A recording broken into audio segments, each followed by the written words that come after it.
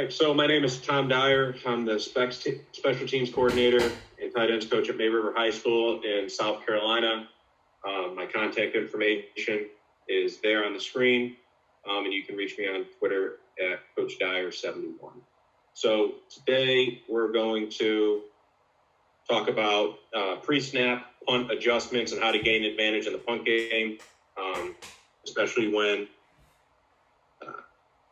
you don't have a good punter or you don't have somebody that can snap the ball well or anything like that.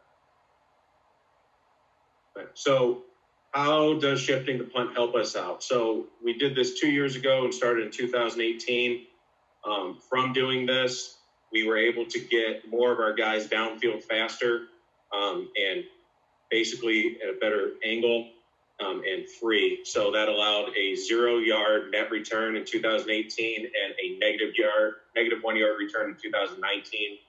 A whole lot of Peter calls. The returner just saw all of us coming down there, didn't want it. A lot of fair catches. And most importantly, we didn't get any punt blocked. So why would you want to use this? You want to use this if you have a bad punter, your off time is bad.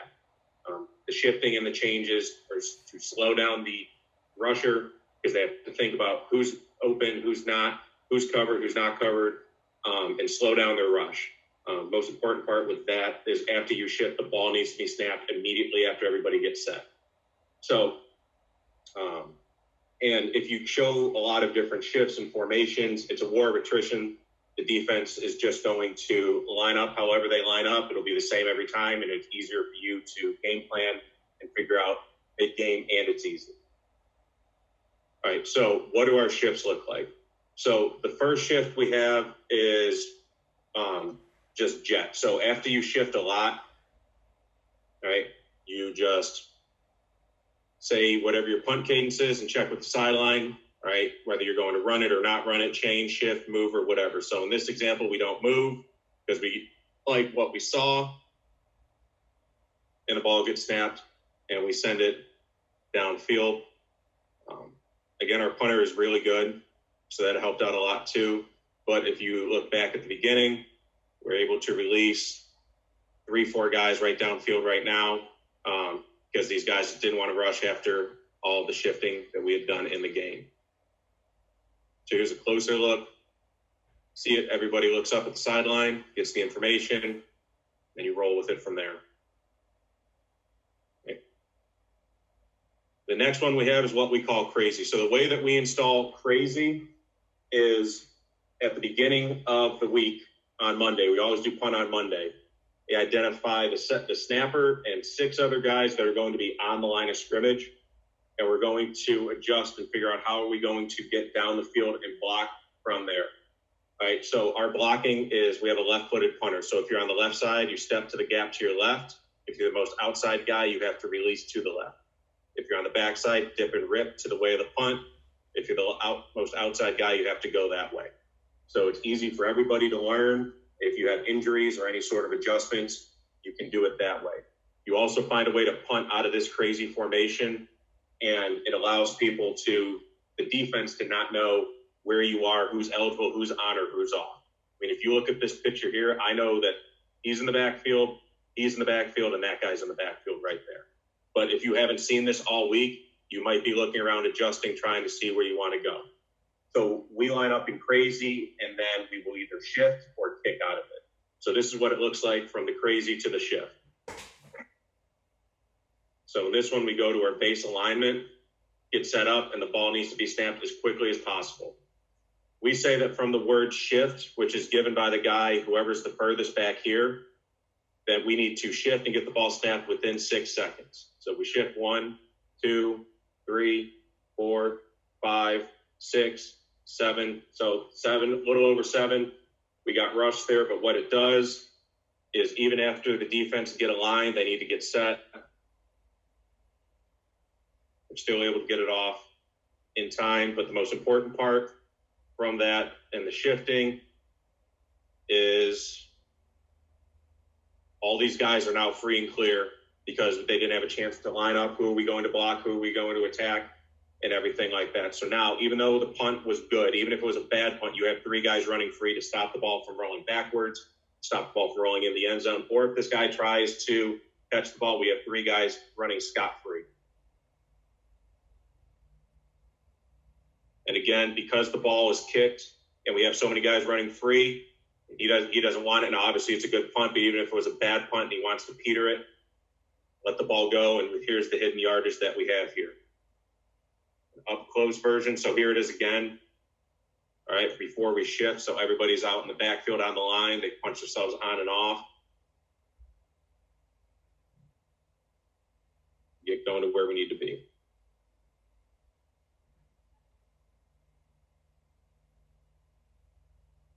And we change each week who's in the backfield, who's on the line, and everything like that. So the fake we had in for this week was this guy's in the backfield here. All right, he played D-line for us, but we knew that the other team didn't necessarily put anybody over the guard. So our fake this week was to snap the ball to the up back and send him right on the line right now and just throw a little dump pass. So it gets creative, and the kids come up with some ideas too that we use later on in the season, and they enjoy it because they get the freedom to go and line up wherever they want to be. There's another version. So this is another game. All right, so notice that everybody is now out in different spots, different locations from where they are.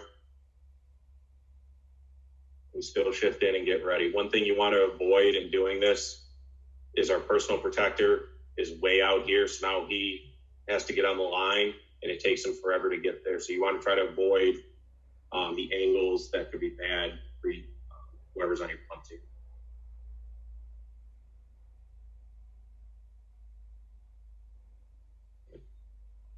All right, so here's the other one.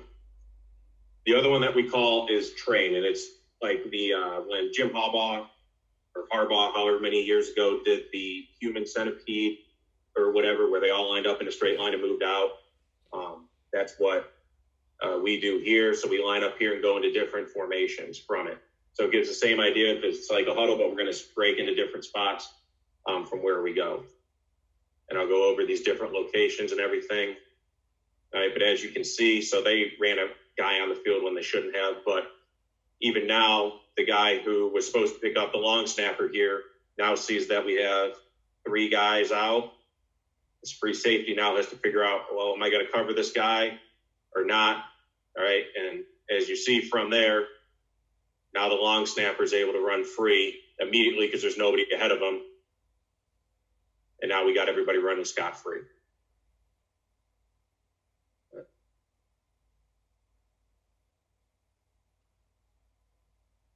So again, the guy that should be covering here, all right, he's going to run free right over here, so there's no way for the long snapper to get caught up, all right? He'll dip and rip, like I said before, dip and rip, block out. I need to punch the left-footed punter. He's got to go in the way of the direction here, so we're going to have all these guys running scot-free downfield. So motions, how do we use motions?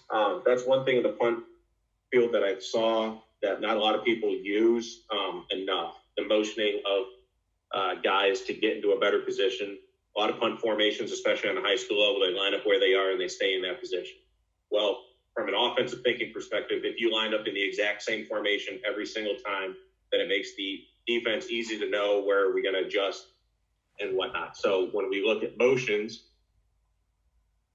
right, the first one we call is rip and Liz. So we just came from train.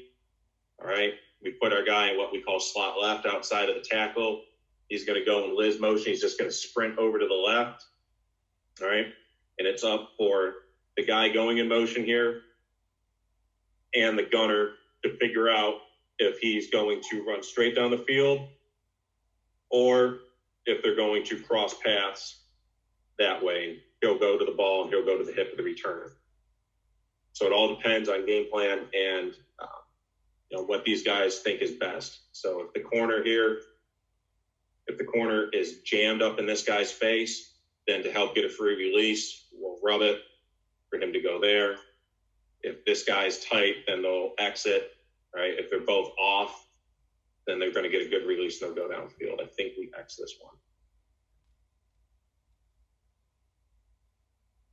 Yep.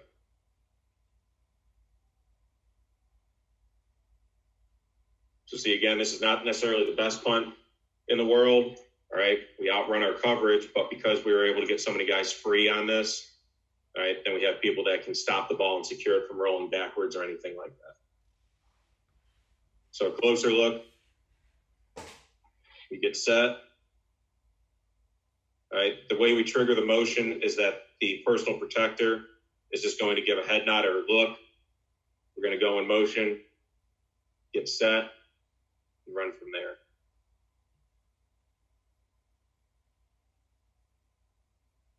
All right, there it is again.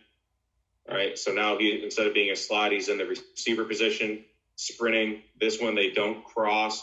And sometimes you get in trouble where not crossing. So they didn't cross because he has a free release, so he has to get one too.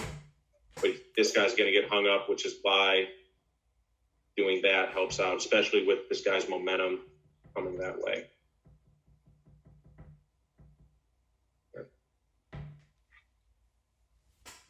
So whatever terminology you use on offense for all these motions, find a way to make your punt team use those same terminology, so it's not, you're not teaching something new, especially if you have an offensive guy in the backfield.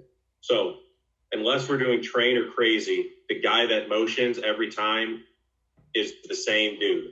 So for us, it's always been our most athletic outside linebacker or rolled down safety.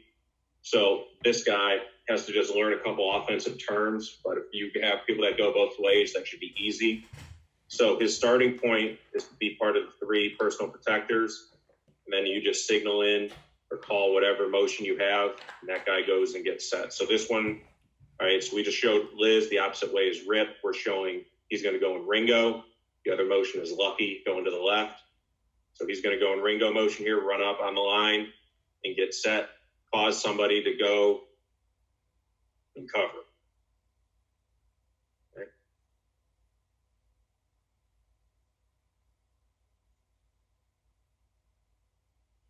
So again, the shifting was able to get everybody free because it now took the guy that's deep, all right, to block the center. Anybody that comes free, we've now taken him out, all right. And what it also does is it forces the team to key this guy because he's always the one that's moving and getting set.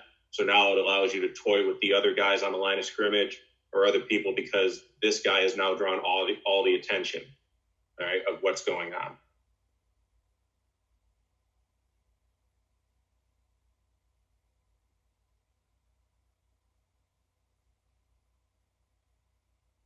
Okay, so when you do all the motioning and shifting, you couldn't be put in a bad spot, especially if you have a team that likes to rush and come block. For example, if we put somebody out here in this spot and they just put 8 across the line, that's our trigger number. The guy that calls, the personal protector that calls the cadence out on the field has to count. Do I think that there's going to be 7 or more rushers? If so, I need to call this guy back so we can get 8 on 7 or 8, and we'll just send the 2 gunners downfield right now. So in this example, the team we're going against here had blocked a lot of punts during the year. They had sent a big hard rush the last time, and they put 4 through. So in this one, we lined up. We called the guy back because now this guy out here, we've now tried to eliminate this guy. He was supposed to be covering the slot receiver. We put him back there. So now he's dropping back, realizes, oh, no, I should actually be on the line, and he's going to be late to rush.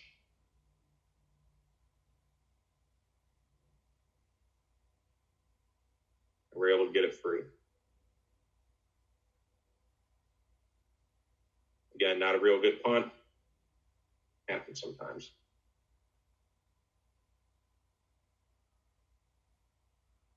Okay. Our formation adjustments that we have as well. So those are the motion to our formation adjustments. So, and this is slot. Slot means you have to go outside of the tackle. This is slot left. Over here would be slot right.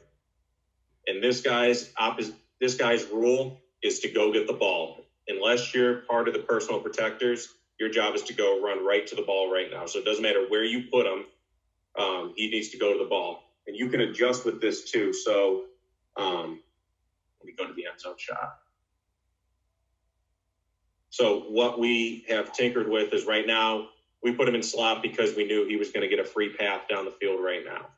But if we see that by putting him in slot, they bump the inside backer here, then what we plan on doing is motioning him in short. Once he gets to the crack of the tackle, snap the ball and run him through the A gap, because there's then the open gap there. So you just need to find where the open gap is to allow this guy, if he's not in the wall, to go downfield. So again, he gets a free release. He's going to sprint down there. Right. So the other one that we have, so that's slot. If we try to put him in the line of scrimmage in any of the gaps, we just name the gap. So A right, A left, B right, B left, whatever you have you. So now this is flex. He's flexed out as a slot receiver.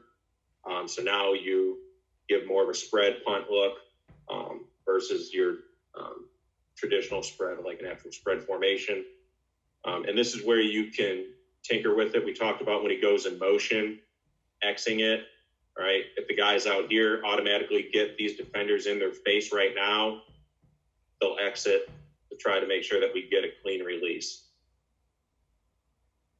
Okay. Again, in this situation, he's out here. If the guy calling the cadence sees that there's 7 or more guys looking like they're going to rush, we will call him back.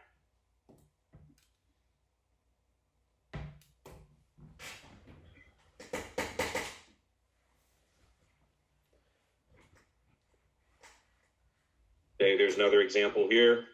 All right, so this is why you X right here. They didn't X here. We have 2 guys in their face, all right, on the line of scrimmage. They're both going to try to run straight, and they're both going to get walled off for a second, right? They're tight here. Our spacing for our guys, if we're on the hash, you need to be top of the numbers. You need to be inside of the hash, in the middle. Bottom of the numbers, inside the hash. In the middle, just split the hash in the top of the numbers, right, for both the guys. And this guy's supposed to split the difference between the tackle and the receiver. So they're not going to X here. They're both going to get jammed in the face, right? So you need to make sure that you cross whenever you can.